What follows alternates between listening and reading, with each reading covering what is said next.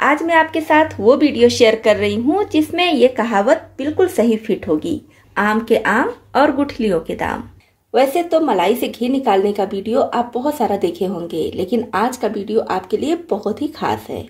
आज हम मलाई से मक्खन निकालेंगे, मक्खन से घी निकालेंगे, घी से खुरचन, और मक्खन निकालने के बाद जो दूध बच जाता है उस दूध का भी बहुत बढ़िया यूज करेंगे। तो इसलिए वीडियो को स्किप ना करके पूरा देखिएगा। आज का वीडियो आपके लिए बहुत ही यूजफुल है और वीडियो पसंद आए तो लाइक शेयर भी कीजिएगा। अगर चैनल पर पहली बार आए हैं, अभी तक सब्सक्राइब नहीं किए हैं तो सब्सक्राइब भी कर लीजिएगा, और अगर सब्सक्राइब कर चुके हैं तो आपका बहुत बहुत धन्यवाद। तो चलिए जल्दी से ये सभी के लिए बहुत ही यूजफुल वीडियो शुरू करते हैं।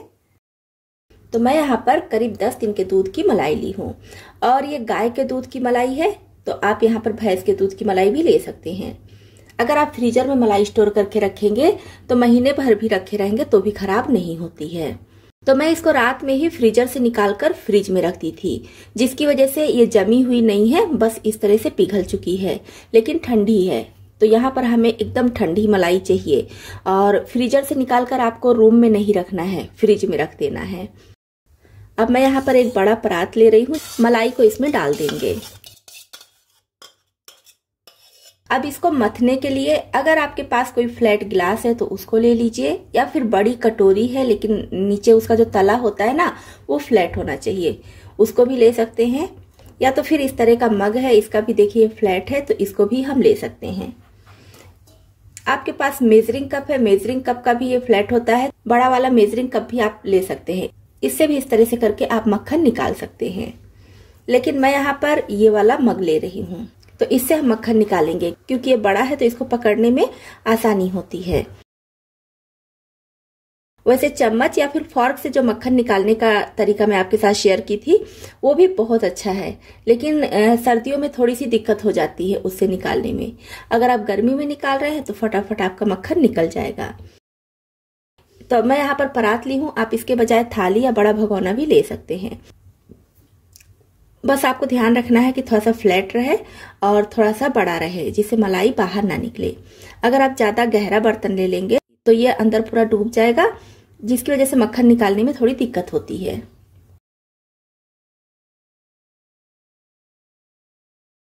पहले ये देखिए पतला लग रहा था, अभी इसको फेंटना थोड़ा सा कठिन हो रहा है, मतलब कि हाथ भारी चलने लगा है। जैसे जैसे हम इसको फेंटेंगे वैसे वैसे ये गाढ़ा होने लगेगा, ठीक होने लगेगा, और फिर जब मक्खन निकलने लगेगा तो फिर से हल्का हो जाएगा। तो अभी भी हम इसको कंटिन्यू इसी तरह से फेंटेंगे। तो बस देखिए आपको दिख रहा होगा, कुछ सेकंड और लगेगा, मक्खन निकल जाएगा।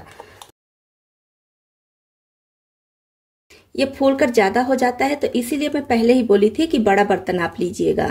मेरा भी बड़ा ही है, लेकिन मलाई के हिसाब से थोड़ा सा छोटा है, तो आप कोशिश कीजिए कि जितनी मलाई है उसके हिसाब से बड़ा बर्तन लीजिएगा। तो ये देखिए मक्खन निकल चुका है। थोड़ा समय तो जरूर लगता है और हाथ की एक्सरसाइज भी बहुत अच्छे से हो जाती है, लेकिन फिर भी मक्खन निकल जाता है। और मुझे तो ऐसा लग रहा है कि इस तरह से निकालने से मक्खन थोड़ा ज्यादा भी निकलता है। तो आप अगर इस तरह से निकाल रहे हैं तो कमेंट बॉक्स में लिखकर बताइएगा कि आपको क्या लगता है कि मक्खन ज्यादा निकलता है या फिर नॉर्मल जैसे हम निकालते हैं उतना ही निकलता है। तो बस इस मग्गे का और मक्खन का साथ यहीं तक था, इसको हम हटा देंगे। तो अब हम इसमें से मक्खन और दूध को अलग कर लेंगे। अब दोनों हाथ को लगाएंगे और इस तरह से प्रेस करते हुए बॉल बनाएंगे। जैसे जैसे हम टाइट बॉल बनाते जाएंगे वैसे वैसे इसका दूध निकलता जाएगा। ये देखिए इस तरह से बॉल बन गया है। तो इस दूध को हमें फेंकना नहीं है, इस दूध का भी बहुत बढ़िया यूज करेंगे। अब साइड्स में जो मक्खन लगा है सबको ऐसे करके निकाल लेंगे। तो ये जो दूध है ये दूध खराब नहीं हुआ है, क्योंकि हम मलाई को फ्रीजर में रखे थे, तो दूध बिल्कुल सही है। तो हम इससे बहुत ही बढ़िया चीज बनाएंगे, जिसको सर्दियों में बनाने में काफी दिक्कत होती है, लेकिन मैं इसको बहुत आसान तरीके से बनाऊंगी। आप चाहे तो सर्दियों में भी बना सकते हैं और चाहे तो गर्मी में भी। अब जिस भगोने में मैं मलाई इकट्ठा करके रखी थी ना, उसी भगोने में इस दूध को छान लेंगे, और इसको छानने के लिए मोटी जाली की छन्नी लेंगे। तो देखिए इसको छानने से कितना ढेर सारा मक्खन निकला है। तो इसका भी मैं बॉल बना ले रही हूँ। अब इस मक्खन को पानी से धुल लेंगे इस तरह से, और जिस कढ़ाई में घी निकालना है उस कढ़ाई में रखेंगे। तो इस परात में भी आप बोलेंगे काफी मक्खन लगा है। इतना मक्खन वेस्ट हो जाएगा और इसको साफ करने में भी दिक्कत होगी, साबुन सर्फ भी ज्यादा लगेगा। तो इसका भी मेरे पास जुगाड़ है। तो दोनों समय आप रोटी बनाने के लिए आटा गूंथते ही हैं, तो आटा अगर गूंथना है तो इसी परात में गूंथ लीजिए। जो भी मक्खन इसमें लगा है वो सारा आटे में आ जाएगा, जिससे आपकी रोटियां एकदम मुलायम बनेंगी, टेस्टी बनेंगी और परात में जो भी मक्खन लगा है उसको निकालने में भी दिक्कत नहीं होगी। बहुत आसानी से सारा मक्खन साफ हो जाएगा। अब ये जो मक्खन निकालने के बाद दूध निकला है तो इसको हम गैस ऑन करके गैस पर चढ़ा देंगे। इसको बहुत ज्यादा गर्म नहीं करना है, बस इतना ही गर्म करेंगे जितना कि उंगली सह सके। उंगली में देखिए इस तरह से मैं रखी हूं तो थोड़ी थोड़ी गर्मी लग रही है, बस इतना ही हमें इसको गर्म करना है। इससे हम बनाने वाले हैं दही। तो जिसमें भी आपको दही बनाना हो उस तरह का कंटेनर ले लीजिए। इसमें डालने के बाद भी दूध थोड़ा सा गर्म ही होना चाहिए, बहुत ज्यादा ठंडा नहीं होना चाहिए, क्योंकि सर्दी का मौसम है तो हमें इसको हल्का गर्म ही चाहिए। अब हमें चाहिए जामन। तो जामन को पहले हम अच्छे से फेंट लेंगे और फिर थोड़ा थोड़ा जामन इस तरह से इसमें डाल देंगे। सर्दी के मौसम में दही जमने में थोड़ी दिक्कत होती है, तो इसलिए जितना हम गर्मियों में जामन डालते हैं उसका डबल जामन अभी डालेंगे। जामन डालने के बाद इसका ढक्कन बंद करेंगे और अब इसको पहना देंगे कोई वूलन कपड़ा। आप चाहे तो कोई स्वेटर वगैरह ले लीजिए या फिर शॉल ले लीजिए या फिर कोई कैप वगैरह है तो उसको भी ले सकते हैं, क्योंकि सर्दियों में दही जमने में दिक्कत होती है तो इसको थोड़ी सी गर्माहट चाहिए। तो गर्माहट के लिए मैं ली हूँ वूलन स्कार्फ। तो स्कार्फ में इस डिब्बे को ऐसे रख देंगे और चारों तरफ से इसको इसी में लपेट देंगे। तो इस तरह से हम इसको छोड़ देंगे करीब 4 घंटे के लिए। 4 घंटे के बाद फिर मैं चेक करूंगी, तब आपको दिखाऊंगी कि दही हमारी कैसी जमी है। दही को मैं रखती हूँ। अब चलिए मक्खन से घी निकाल लेते हैं। अब इसी गैस पर ये कढ़ाई चढ़ा देंगे जिसमें हम मक्खन का बॉल तैयार करके रखे हैं। अभी हम फ्लेम हाई कर देंगे जिससे सारे बॉल अच्छे से मेल्ट हो जाएं।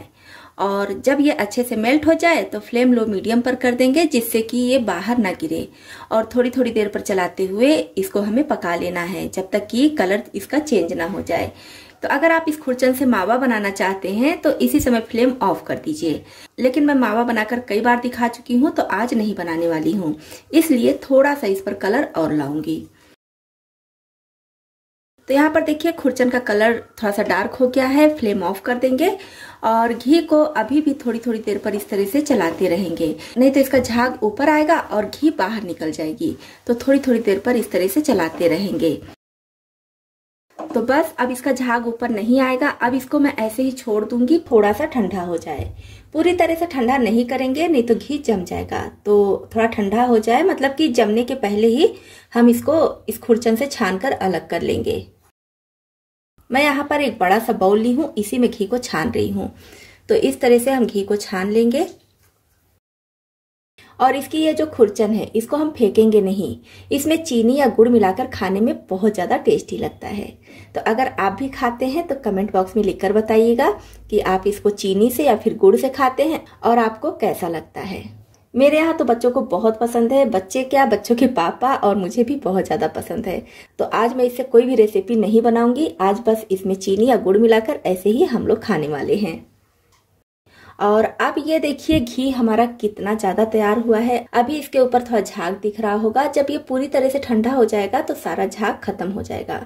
तो इसमें से इतना ज्यादा घी निकला है। तो इस तरह से आप भी दूध की मलाई से मक्खन निकालिए और मक्खन निकालने के बाद उससे दही भी जमा सकते हैं, उससे घी भी निकाल सकते हैं और उसके खुरचन को चाहे तो ऐसे ही खाइए, चाहे तो कोई रेसिपी बनाइए।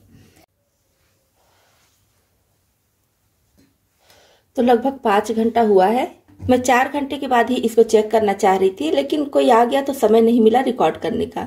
तो 5 घंटा हो चुका है। तो 5 घंटे के बाद हम देखेंगे दही कैसी जमी है।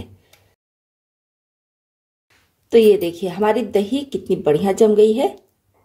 ना तो दूध को गाढ़ा करने की जरूरत पड़ी है, ना ही कुछ मिक्स करने की।